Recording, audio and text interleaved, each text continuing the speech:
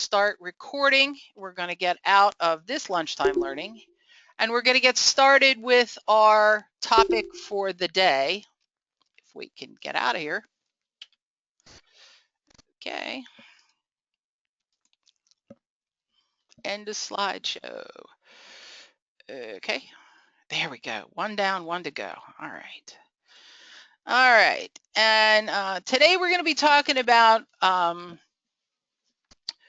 leading, inspiring, and measuring performance in a virtual environment. You don't see any changes in the slides. Here's the bottom line with synchronous things happening here. Have not seen any pics either. Well, folks, if you can see my slides, would you type in the chat? There's a lot of moving parts that happen with synchronous platforms. I am sharing, so you should be able to see my screen, no problem. The video cam is off. There it goes. Now you can see. Okay, are we good? All right. Well, you missed the advertisement. Good. I'm glad everybody can see. I'm glad we're back on target. I'm going to put this on slideshow, and if anything happens that you can't see, no video. No, I turned the video off. I want you focused on the screens, Lisa, not focused on me. You guys know what I look like. And I'll turn it on again at the end. I'm going to start the slideshow here from the beginning, so you get a full screen. And we're going to talk about leading, inspiring, and measuring performance in a virtual workplace. That's me, Bobbe Baggio. That's just some information on my consulting business. And here's the new book and what we're going to be talking about today, Touchpoints. Does anybody have any idea what a touch point is? If you think you have an idea what a touch point is, slide changes missing. Can you see the slides now? Slides aren't progressing. Well, the slides actually are progressing. Oh, let's see what we can do. Only the first one. Okay. See a pause. Okay. How about now? Can you see the screen that says touch point? Okay. Yippee. All right. Again, all you missed was my picture and the title, so we're in good shape. All right. So leading, inspiring, and measuring performance in the virtual workplace. One of the things that was very interesting to me when I started on this project was the number of companies that have virtual workers out there. I knew there would be a lot of virtual workers in the tech sector. I knew I would find a lot of virtual workers in finance and in insurance, but I have met so many companies with a virtual workforce that I'm just shocked. I've met industrial supply companies who have engineers all over the globe. Doing some work currently with General Mills, who has an army of salespeople all over the United States who sell cereal to people who sell cereal. So I think what I want to point out here is that this particular sector is not shrinking. The virtual workplace is not going away, and it's growing. Some companies have a much better handle on how they manage virtual workers than other companies. And we want to talk about what is so different about the online environment, and how is it different managing people in this environment and managing people in a face-to-face environment. And the interesting thing is what this really does is it kind of turns the light up on the management practices or lack thereof that a lot of companies have internally. So the pajama effect, which was the last book, was about managing the individual.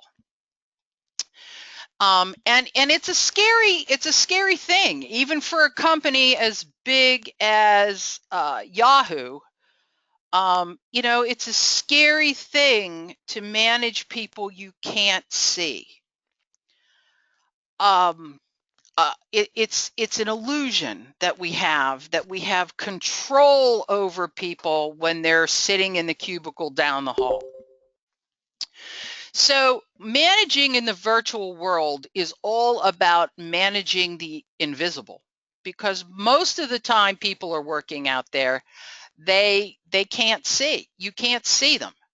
So you have to put structures into place and have a mechanism for measuring success, even though these people are invisible. So one of my favorite quotes: technology is not technology if it happened before you were born. I love it. You know, all you have to do is look at the generation that's coming up now.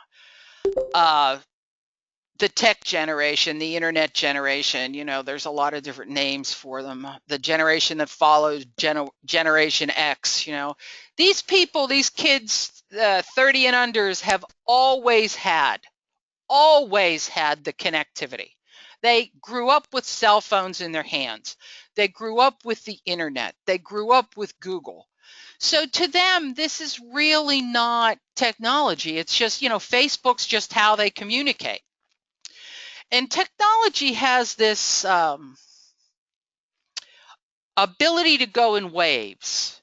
The change comes in, you know, there's a fear, then there's adaption, then we get comfortable with it, and then the next wave comes in. And there's change, and there's fear, and there's adaption, and it just kind of rolls that way. But what's happened to us since 2002, which is when we went 3G, is we've really upped the ante, and the changes are coming faster and faster. We can communicate all over the globe simultaneously. It's exponential, the amount of data that's been generated, and the amount of time, how and when we communicate. Now, I just want to see hands in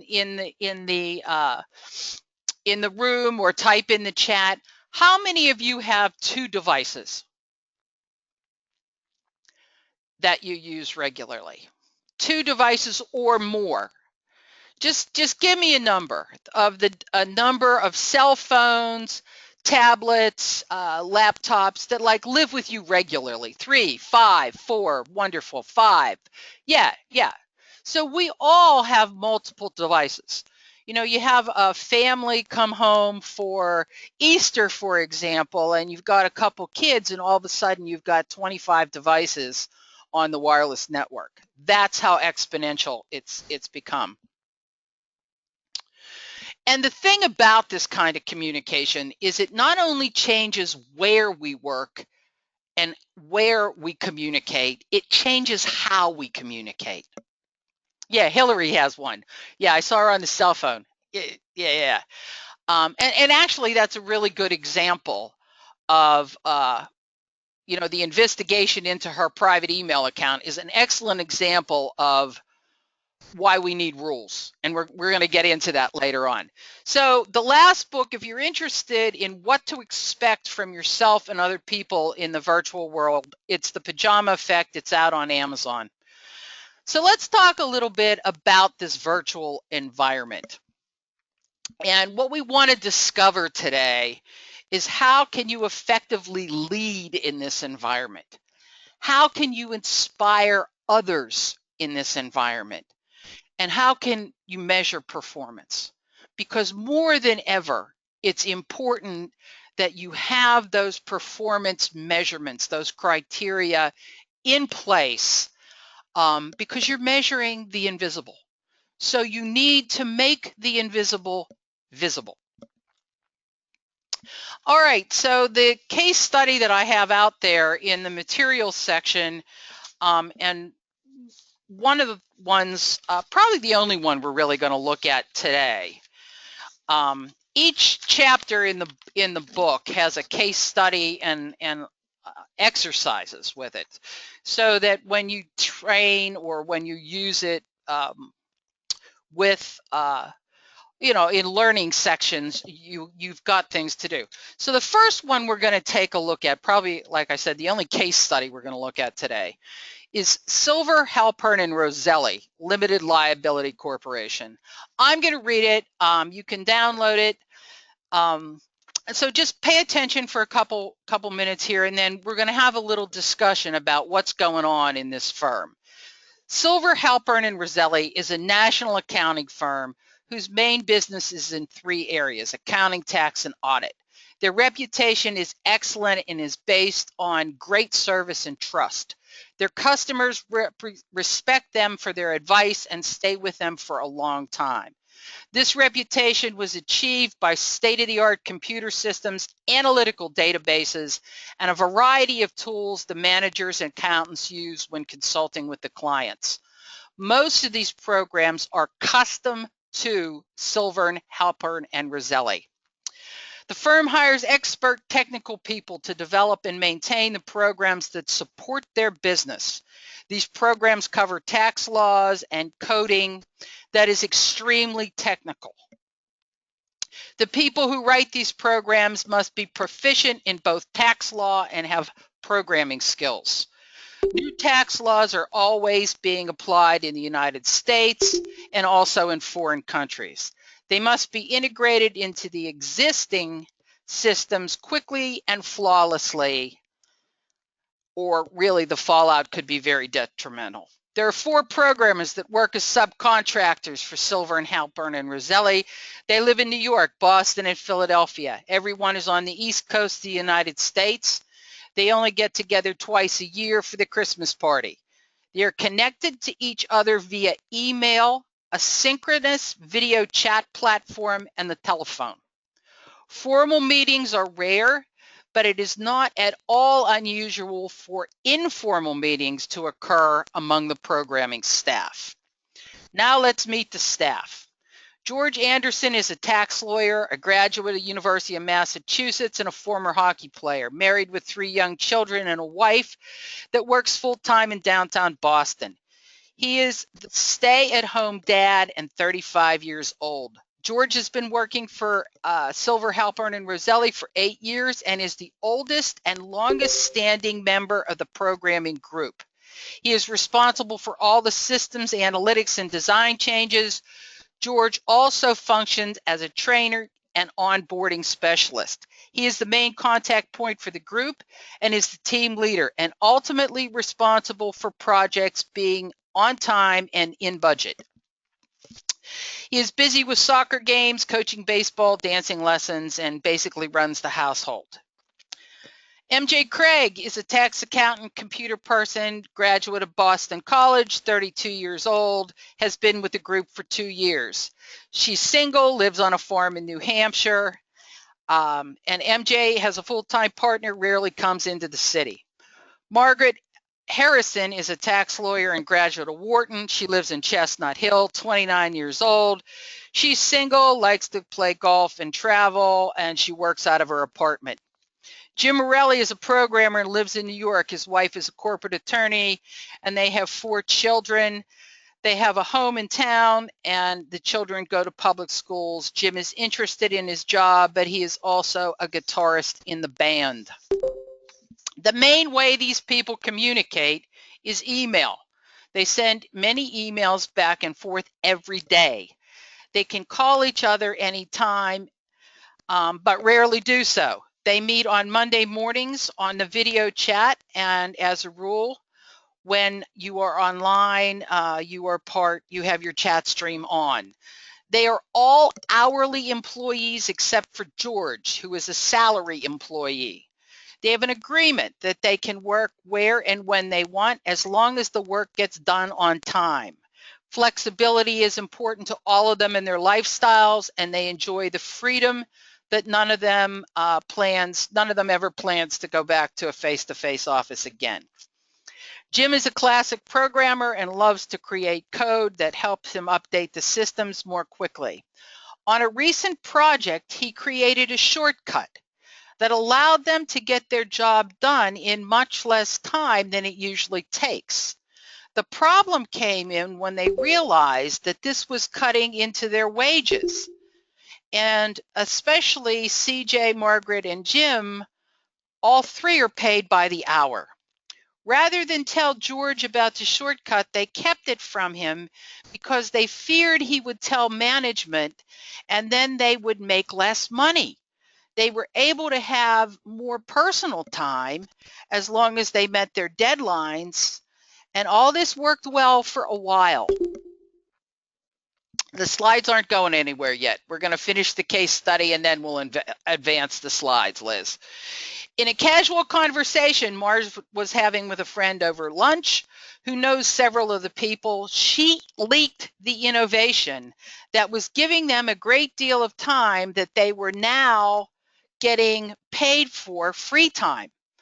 Margaret talked to her friend and her friend talked to Art Silver. Art became very concerned because nobody had mentioned this shortcut to him. He contacted George. If George didn't know about the shortcut, what else didn't he know about? Art decided to call people back into the office. Jim and Margaret informed the company they were not going to move, and things are pretty uneasy at Silver, Halpern, and Roselli. What steps would we take to assure the best interest of the firm? So let's start by answering the question, what's fundamentally wrong with this situation? And if it were you, what steps would you take to fix it? You want to type in the chat or raise a hand and let us know. Let us know what you would do. Yeah, no trust. There's a big lack of trust. Do you think that's unusual in a virtual environment?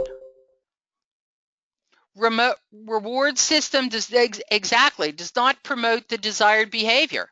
There's a huge lack of communication. Absolutely. Billable hours, that's right. Yep. So what are the ethical issues here? I mean, there are some ethical issues. No audits, yeah, that could be part of it. What are some ethical issues, and how might you deal with this? If you were Art Silver, what might you do? Yeah, lack of honesty is part of it, but part of it is also losing money. Realign your incentives. Yeah, absolutely. Maybe treating people like a commodity in the virtual environment is not such a great idea. Maybe this hourly wage stuff needs to be rethought, huh? Serious team building. Absolutely. Absolutely. Great. So we're going to move on. And all this is about leading in the virtual environment. We need to look at work a different way. We need to look at people a different way. To say there was lack of honesty is, yeah, there was some lack of honesty. On the other hand, you can't really blame people when their livelihood is at stake. So we're here to talk about touch points. Touch points are where two things come together. And how you touch people in a virtual environment affects the mental, emotional, and physical well-being of your workforce. So what do good leaders do? Good leaders know how to navigate structures and procedures. They understand the value of clear communications.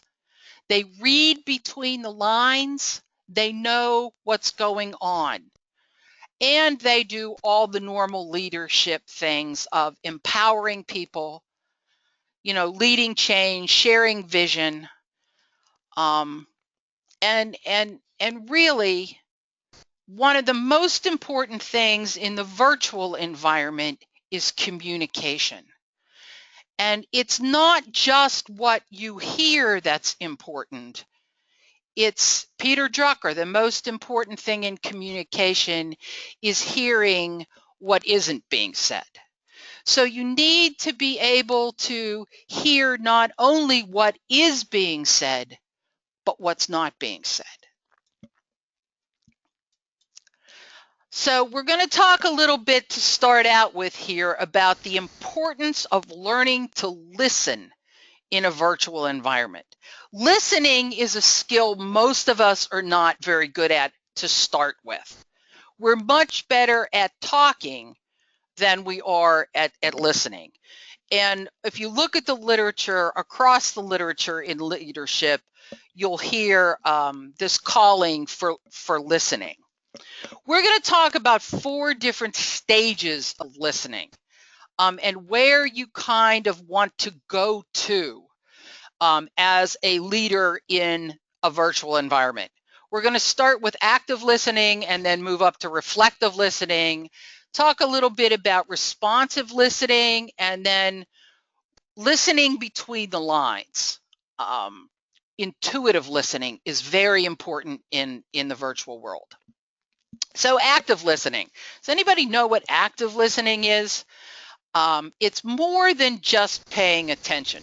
The term active listening was coined by Carl Rogers, and it's, you got to pay attention. I mean, it is paying attention, but it's paying attention to what someone says with the idea of being able to interpret their meaning, not your meaning, their meaning from what's being said.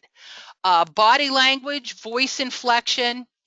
You have some of that, Liz, in a virtual environment, but quite often when you're typing in chat or when you're using text, you're using SMS, you're using text messaging, or you're using email, those cues are missing.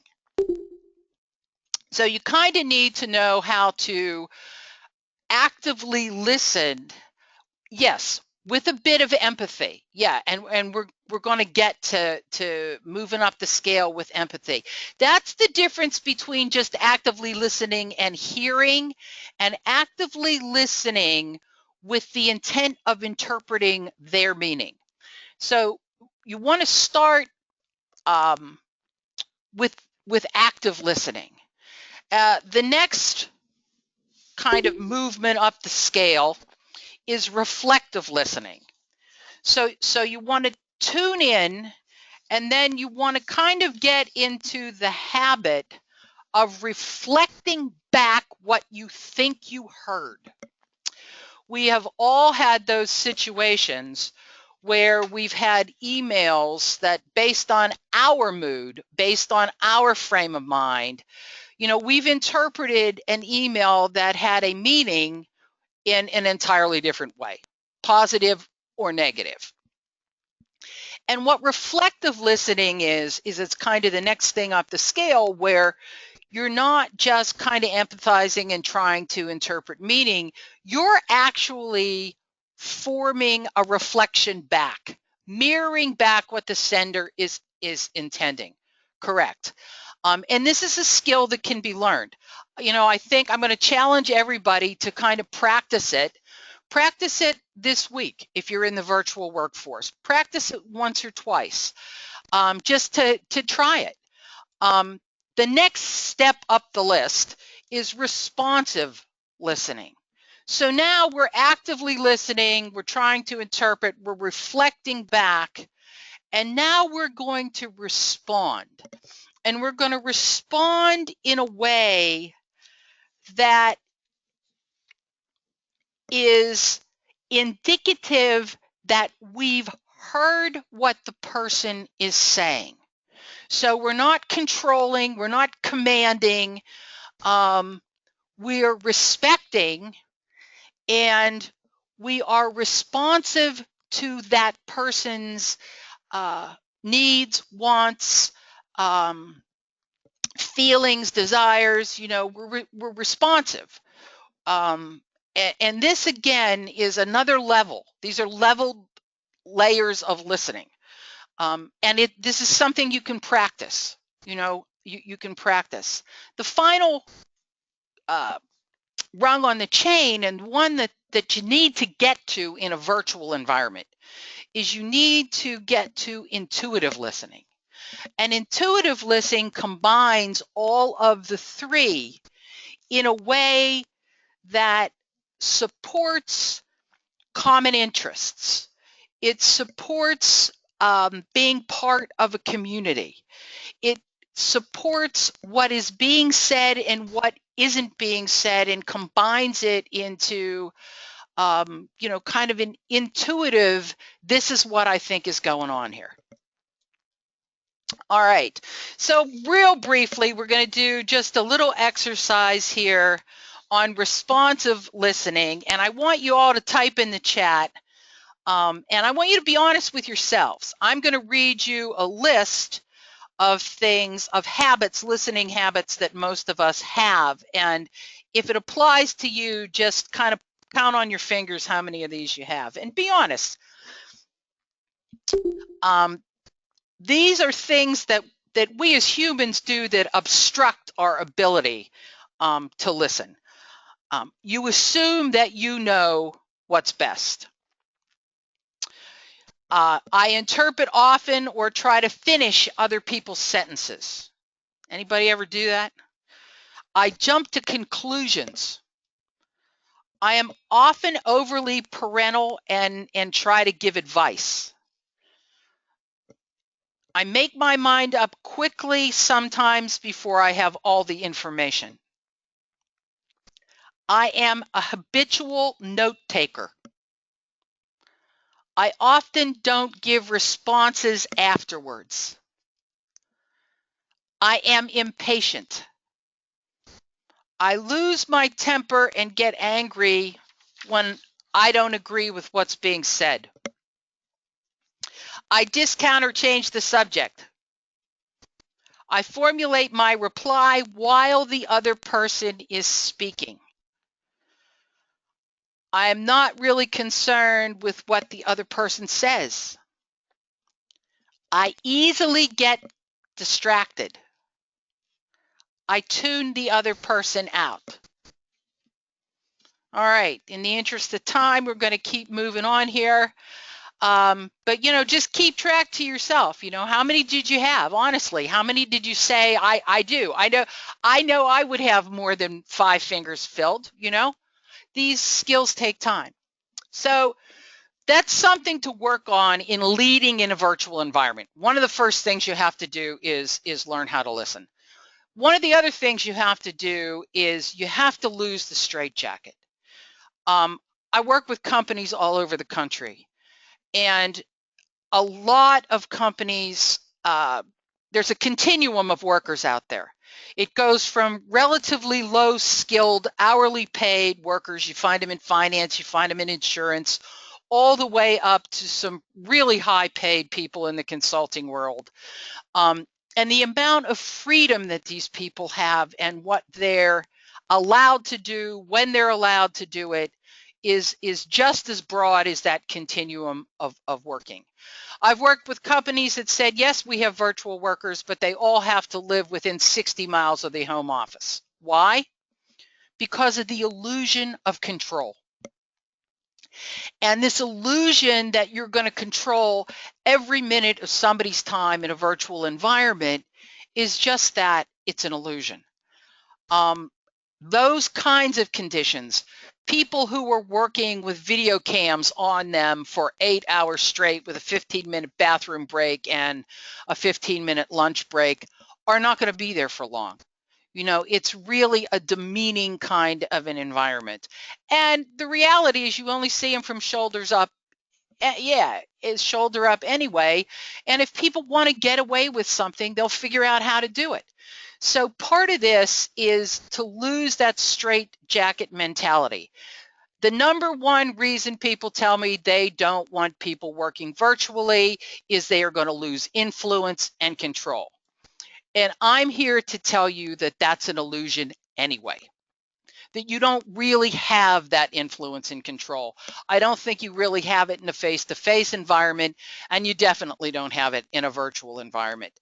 You know, that isn't what you want anyway. Attitude is everything, you know, and what gets in your way? You know, are you a control freak? You know, are you afraid that things are going to get away from you?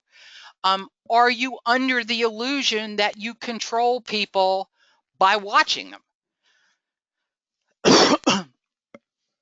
Here are some things to consider. Here are some things to consider.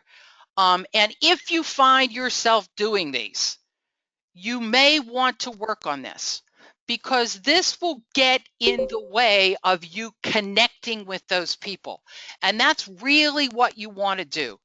You need to establish connection. And that's what we're here to talk about today. In order to lead and inspire, you need to connect.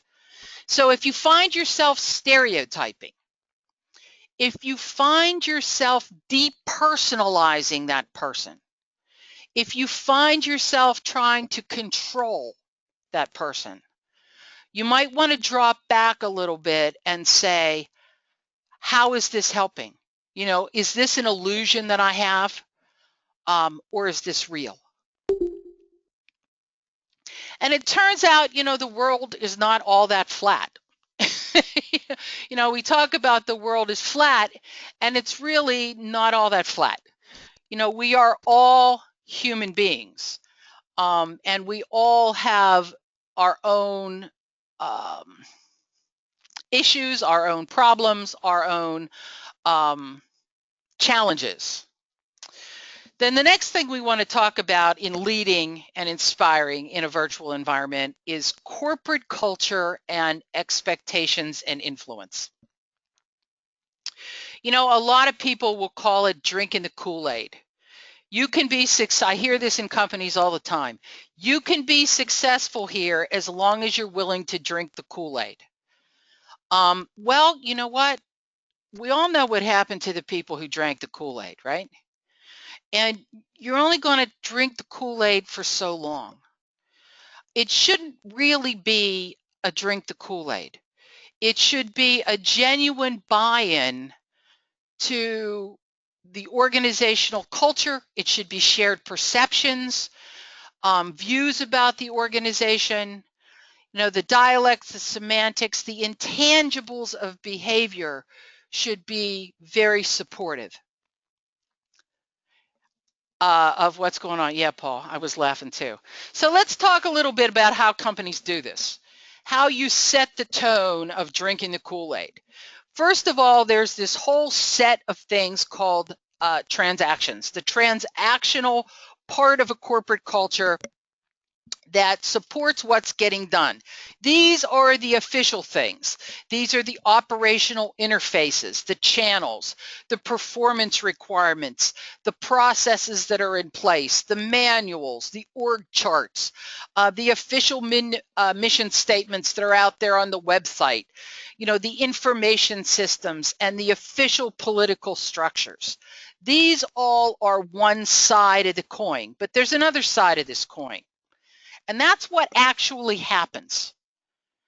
And what actually happens is oftentimes very different than the official transactional side of what's going on.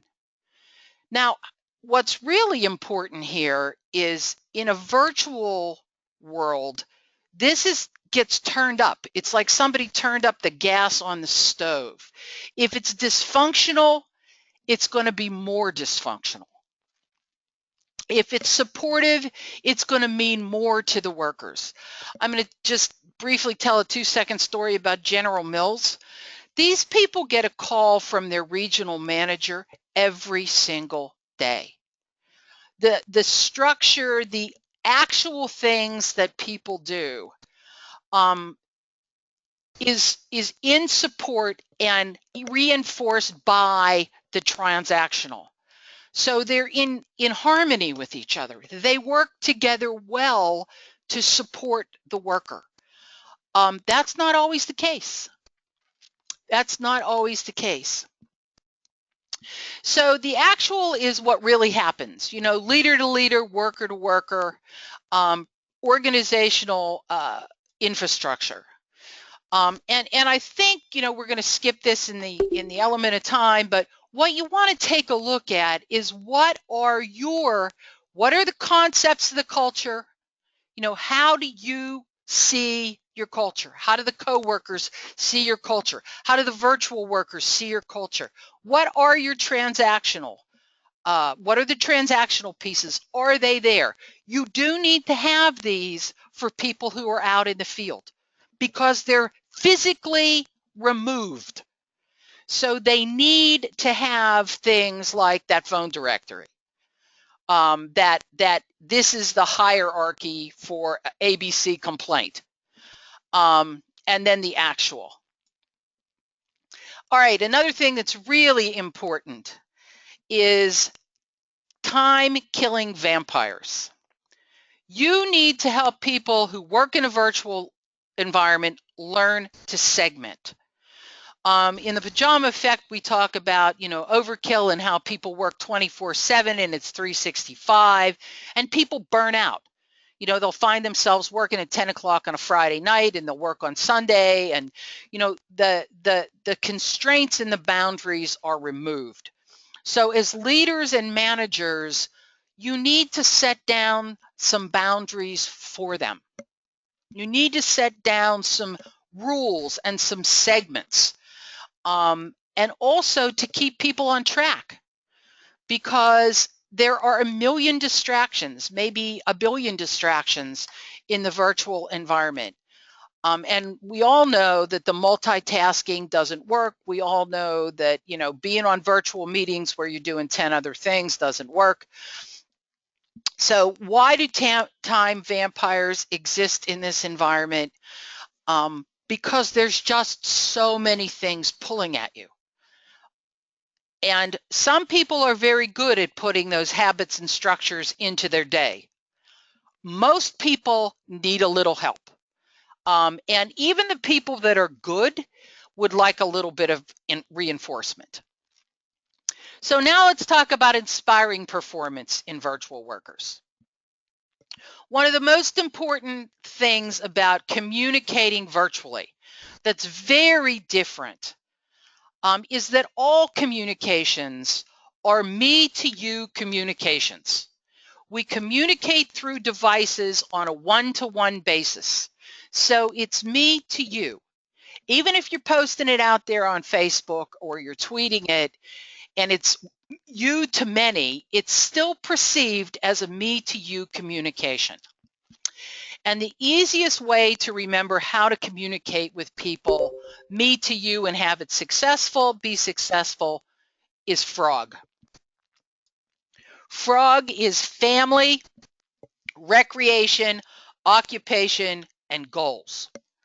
So you don't want to just talk about the project. You don't want to just talk with people about their sales report.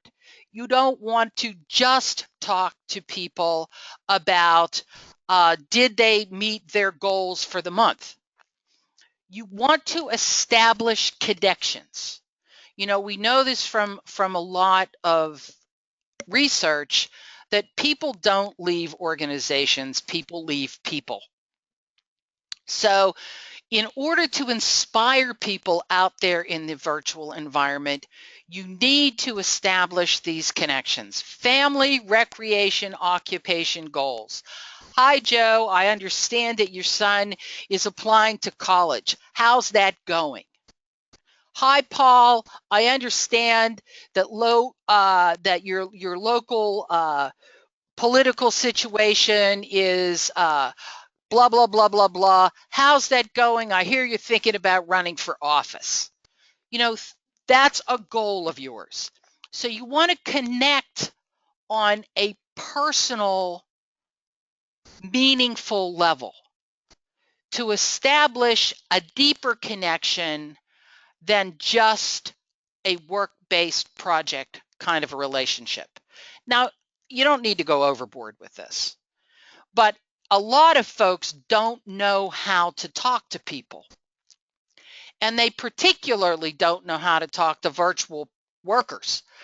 They don't see them. They don't know them. A lot of times they aren't really sure what they're doing. Maybe there's an age gap. Maybe there's a generation gap.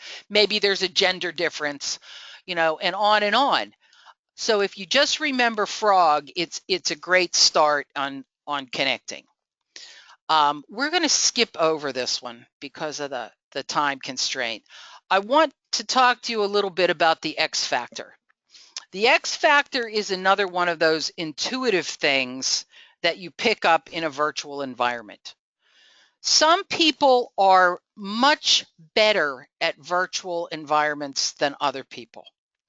And if you've got a worker out there and your intuition is telling you there's something wrong here, I would go with the intuition and investigate it further. If somebody is always having computer crashes, the internet is always down,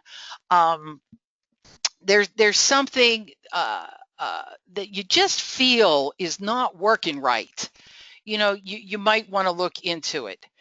That X factor is something not to discount in this environment.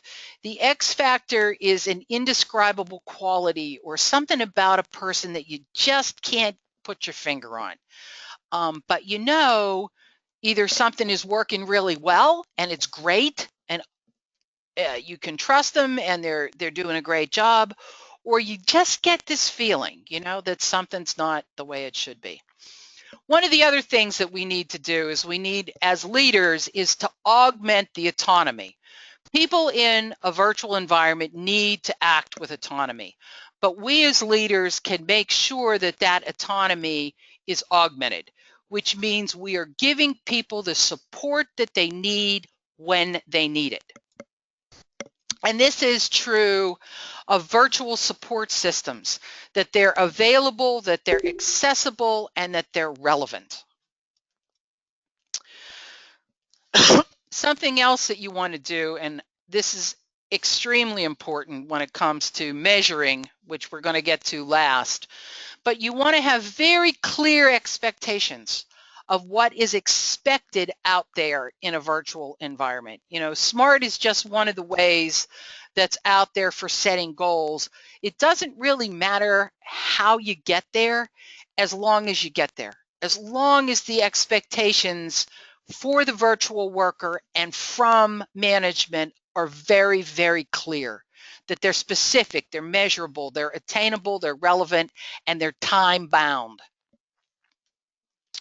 So you want to have mutually agreed upon success. So you feel good, the person that's working virtually knows what success looks like, knows what good looks like, and the expectations are very, very clear. Now let's get to the last part here, and let's talk a little bit about measuring success in the virtual environment. We've got all kinds of ways of tracing. Are people online? Are people making their sales calls? How many people did they talk to? Who did they talk to? So we've got this big brother thing. We can monitor your emails. We can monitor your cell phone kind of thing going on. You want to make sure when you're using data that it's responsible use, that it's not threatening. And you want to make sure that it's clear up front, very clear up front, how these people are going to be measured and what you have the right to look at, and that they're aware that this is how things are going to be used. Awareness in the virtual environment should not be a surprise. You should be very clear up front. A lot of companies get into this habit of firehouse analytics. Firehouse analytics is, we know we have to analyze something. We're not exactly sure what it is that we're going to analyze, so we're going to run around and try to come up with something. And you really don't want to do that. The key to success here is criteria referenced outcome tracking, which means with performance, you want to take the time up front to establish what the criteria of a good performance is. So 5 steps for tracking virtual outcomes. First of all, write them down. Use action verbs that can be measured. Make sure that you check the big picture, that whatever you're looking for in those deliverables, in those tasks and deadlines, is part of the big picture. You want to collect evidence. There should be no surprises. And you want to name the measure. You want to put a name to it. And it has to be something that's measurable. It really can't be things like loosey-goosey kind of terms, like something, learn something, understand something. It has to be something that we can measure. Good virtual performance measures focus on what matters for success. They measure accomplishments, not just work. So the hourly worker, right, that we looked at in the first case study really was not a good fit, right? We should have measured the accomplishment of what that person did and pat them on the back and maybe give them a bonus or give them some sort of a reward for coming up with a more effective and efficient system that, you know, made everybody more efficient. They need to be written in a common language. And I can't emphasize that enough. It has to be a language that you understand and that the workforce, the virtual workforce, understands as being exactly the same. They need to be explicitly defined, valid, and verifiable. So you want to provide a way to see if things are working. Does this take work? Yes, this takes work. This is not a one-person job, it's a team job.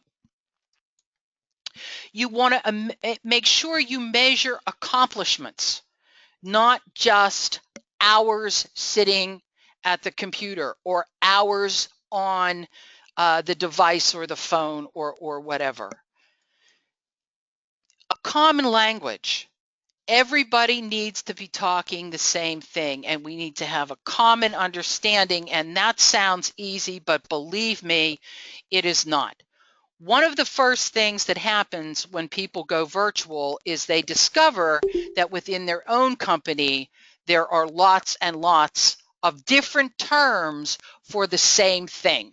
Sometimes it's the same product, sometimes it's the same action or the same performance. So you need to spend the time and develop common criteria that start with a common language.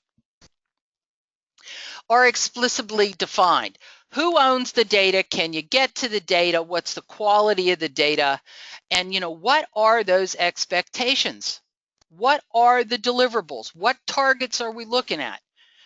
You know, are we looking at number of phone calls to clients? Are we looking at number of conversions of sales? You know, there's lots of different performance metrics. The key is, are they valid? And are they valid for you, for your organization? And can you verify them? You know, they have to be real. And most importantly with all of this is you need to take action. If you have performance metrics that are out there and you do the reviews, and there should be at least quarterly reviews. I mean, you should be in contact with these people at least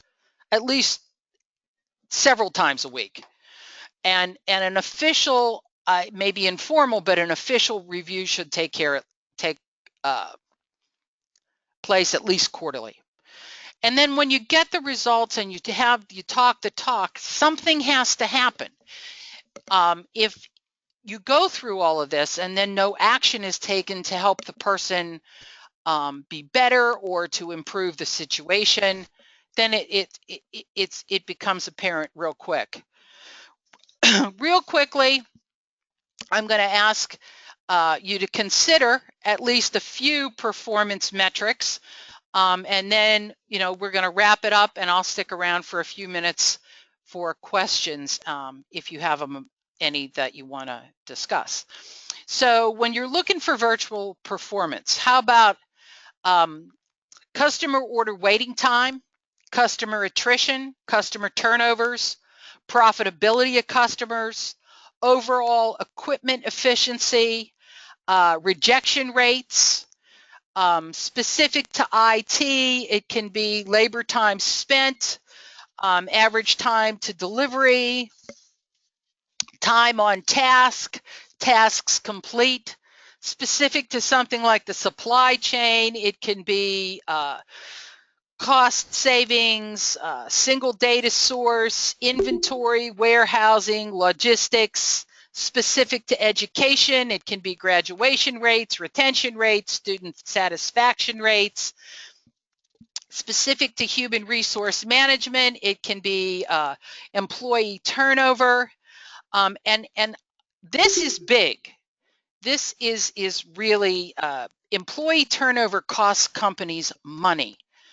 I just worked with a company that had a 30% turnover annually in their management, first level and second tier management. And they were convinced that that turnover was improving the workforce. I was convinced these people are making over $100,000 a year each. I was convinced it was costing the company a lot of money.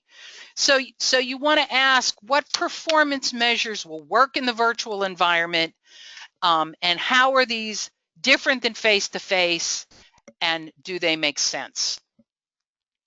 You want metrics that matter. You want to make sure that they line up with the business objectives and strategic intent. And you want to make sure you have a way of measuring them. And also you want to make you want management to understand that this isn't coming for free, that this is going to cost a little money to set up. But once it's set up, it can save you a lot more than it cost you. So you've got to understand what these people are doing out there, because you cannot measure what you don't understand. Pick one of these.